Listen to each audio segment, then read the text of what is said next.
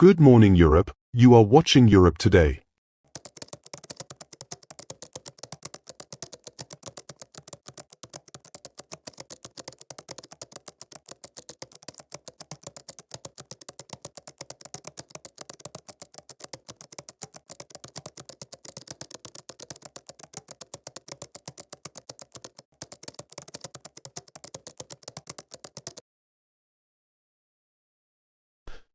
Mr. Trump is right. It is a changing moment in American history and world history. But I think his representation of what's going on is completely fantastical and has only to do with the self-promotion that he is engaged in most of the time. It was never foreigners who did it to us. This notion of the United States as a victim. We have been one of the greatest beneficiaries in the last 50 years of economic wealth, particularly for people at the top, just like him. It has nothing to do with foreigners taking advantage of us.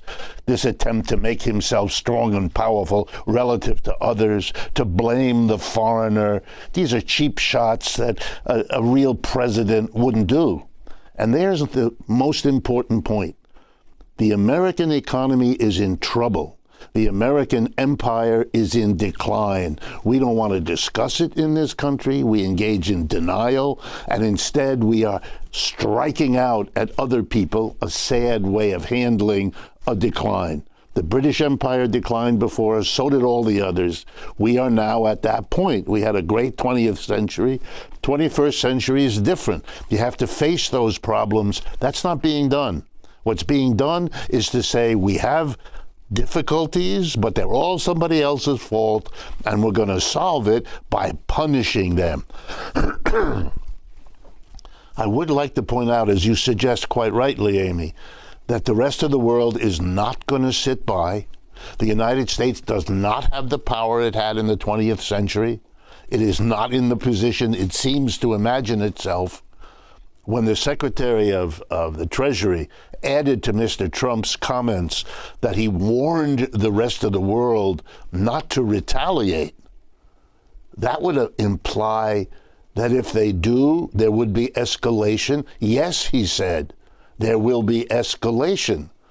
Well, nothing will guarantee more escalation than if they do nothing, because then it's an invitation to Mr. Trump to keep doing it as each of these efforts doesn't work. A tariff is a tax. It's just a particular tax that got that name. It used to be called import duty. All it means is when something comes into the United States that was produced outside and is brought in to be sold, it has to pay a tax, as literally as it crosses our border into our country. It is paid by the American company that brings it in, which may pass it on to the consumer, usually what happens, and the tax goes to Uncle Sam. It goes to Washington. Mr. Trump loved to suggest that tariffs were paid by the others, a little bit like Mexico would pay for the wall. Never happened. It's not going to happen here either. It's an American tax. And there's something remarkable that clues you into how big a change this is, that the Republican Party, which has branded itself as the anti-tax party for a century, is now imposing the most massive tax imaginable.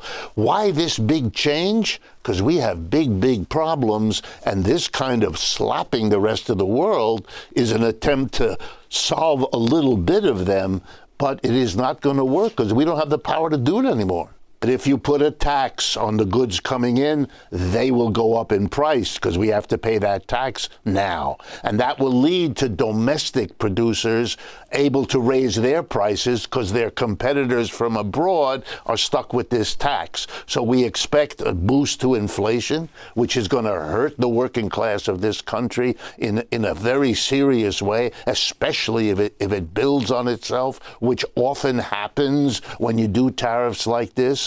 And I want to remind everyone, including Sean Fain, that the auto workers also represent workers in places that need export markets, that produce in America and sell abroad. When those countries retaliate, as they likely will, we will lose export markets, and that will mean fewer jobs. And no one, let me stress, no one now knows whether the jobs lost from this trade war will be greater or smaller than any jobs that are gained. It is a big risk being taken by Mr. Trump, and if it doesn't go well, it'll be very bad for the American economy. It will produce the recession folks are worried about, because if the prices go up, people buy less, and that loses jobs.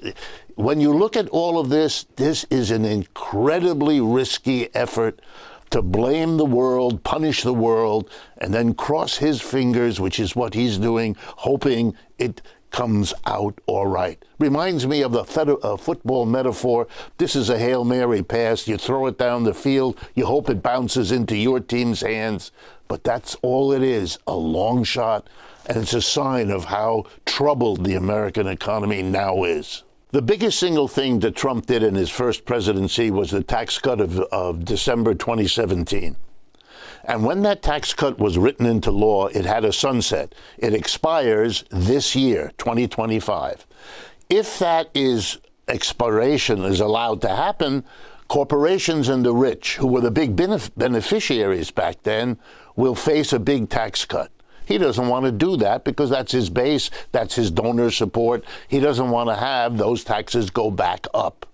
Well, then what is he going to have to do? If he keeps on spending and he doesn't let those taxes go back up, he's going to have to borrow trillions, as we have been doing. He doesn't want to be the president who keeps borrowing trillions, in part because the rest of the world is a major creditor of the United States, and they're not going to continue to do it the way they have. So he's in a jam. He has to do something. So his hope is to savage the expenditures in this country. Look what he's doing. Mr. Musk stands there with a chainsaw to give us the clear implication, I'm going to solve the problem on the backs of the working class. I'm firing them all. I don't care what the rest of the working class suffers. I'm going to fire all these people without notice, without plan. Calling this efficient is a silly joke. An efficient process takes time, takes experts. You're not doing that. You're just wholesale firing. Calling that efficiency is an attempt to fool people that shouldn't make any difference. Mr. Trump is now in a jam. He can't get out of this without in some way solving the problem that has been built up. And there is no way other than the one he's doing, because it's the last gasp of how to take away from the mass of the people the ability to borrow. I mean, let's be honest. If you put a tariff, you make everything coming in from abroad more expensive. That means people will buy less of it. They'll shrink their standard of living. If American companies take advantage of the tariff, which they always do by raising their prices, that will also hurt the working class. You are immiserating your workers in order to try to solve the problem you haven't solved before. But here's the irony that may in the end come back to haunt us. Europe has been unable to unify under the umbrella of American alliances. The enmity of the United States is bringing Europe together better than the alliance was able to do. And as you pointed out, very important, China, Japan, and South Korea, with long histories of animosity and tension, are getting together to cope with this. Wow, we are unifying the whole world. If you want the big picture, in my judgment, after World War II, George Kennan taught us about containment. We're going to contain the Soviet Union. The irony, which the philosopher Hegel would enjoy, we are becoming contained. We are isolating ourselves. The votes in the UN are the United States alone, or the United States and Israel and 2 or 3 other countries. The isolation politically, the isolation now economically. We are the rogue nation for the rest of the world. We may not want it, we may not agree, but it doesn't really matter if that's how they perceive us, and that's what's happening. As I'm saying, this is a change. This is a sign to the world that as the United States empire declines, this is a nasty place that's going to, gesture and thrash around, doing damage everywhere as it copes with its own decline. we're in a situation, let me put it this way. Tariffs are not new. They've been around for hundreds of years. If you teach a course in international economics, which I've done, you tell students, here are 1,000 books, here are 5,000 articles. We know. And the answer is, when you impose a tariff, you don't know what the outcome is because it depends on everything else going on. Interest rates, exchange rates of currencies, rising or falling economies around the world. You can't know in advance. It's a very risky thing, which is why for the last 50 years, we have had, administered by the U.S., something called free trade or neoliberal or globalization. All of that is over now. The United States can't win anymore in that system, so it is reverting to economic nationalism. And that's a fundamental shift that throws the world. It was the accepted wisdom for 50 years, the last 50 years, not to do what Mr. Trump is doing now. If you want, you can think that everybody who thought that way for 50 years was wrong, and Mr. Trump, the genius, is correct. But that would be a long shot.